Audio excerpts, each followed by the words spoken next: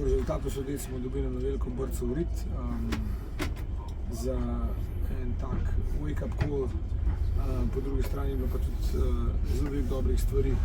Na nek način igri 5-5, težko rečem, enakovredni so bili Norvežani boljši, hitrejši, močnejši, ampak si niso preigrali ekstremno velikih izrazitih priložnosti.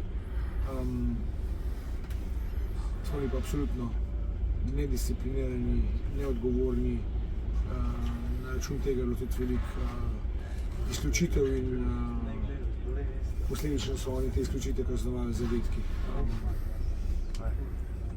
Še vedno sem mnenja, da te stvari lahko od začetka svetovnega prvenstva popravimo.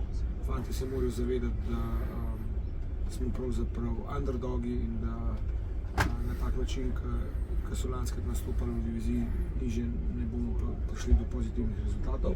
Saj ni na tem nivoju, ki je veliko močnejši. Jaz upam in verjamem, da so to razumeli in da bomo zelo hitro že s ponedeljkom veliko boljši.